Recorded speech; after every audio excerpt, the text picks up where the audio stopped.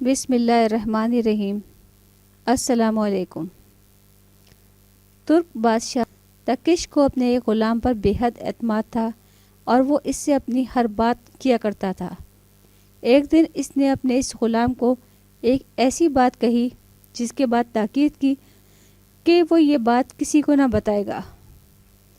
اس غلام نے وعدہ کر لیا، مگر وہ یہ وعدہ پورا نہ کر سکا اور 1 سال گزرنے کے بعد بادشاہ کا وہ راز اپنے ایک دوست کو بتا دیا اور ساتھ ہی اس سے یہ وعدہ لیا کہ وہ اس بات کو کسی کے سامنے بیان نہیں کرے گا۔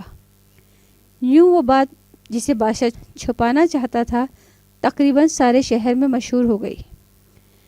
بادشاہ تکش کو جب یہ علم ہوا تو اسے اپنے اس خاص غلام پر بہت غصہ آیا اور اس نے حکم دیا کہ اسے قتل کر دیا جائے اور اس کے ساتھ شہر کے تمام دیگر غلاموں کو بھی قتل کر دیا جائے جنہوں نے اس راز کو افشا کرنے میں حصہ لیا ہے۔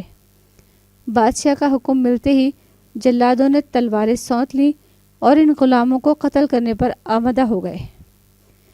جب موت سر پر منڈلانا شروع ہوئی تو ایک دانا غلام نے بادشاہ کی خدمت میں حاضر ہو کر عرض کیا کہ حضور، ہم سب گناہ گار ہیں کہ ہم آپ کے راز کی حفاظت نہیں کر سکے، لیکن آپ یہ بھی تو دیکھیں کہ گناہ تو آپ سے ہوا ہے کہ جس راز کی حفاظت آپ خود نہیں کر سکے اس کی حفاظت ہم جاہل کیسے کر سکتے تھے۔ اہل دانش کہتے ہیں کہ راز اس وقت تک راز ہے جب تک تمہارے دل میں ہے۔ جب تم اپنے راز کو دوسروں پر عیاں کر دو گے پھر وہ راز قید سے آزاد ہو جائے گا، اور جس کی حفاظت تم خود نہ کر سکے دوسروں سے اس کی توقع ہرگز نہ رکھو۔ مضبوط گھوڑے کی رسی اگر ایک کمزور بچہ کھول سکتا ہے تو پھر جب وہ آزاد ہونے کے بعد سرپٹ بھاگے گا تو پھر بڑے سے بڑا پہلوان بھی اسے قابو نہیں کر سکے گا۔ دیو جب آزاد ہو جاتا ہے تو اسے دوبارہ قید نہیں کیا جا سکتا۔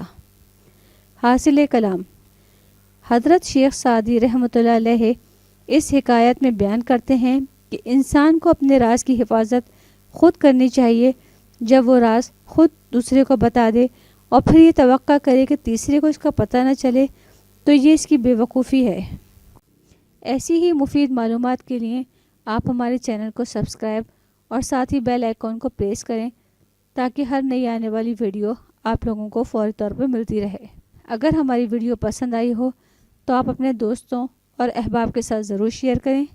آنے والی نئی ویڈیو تک ہم آپ سے اجازت چاہتے ہیں۔ اللہ حافظ۔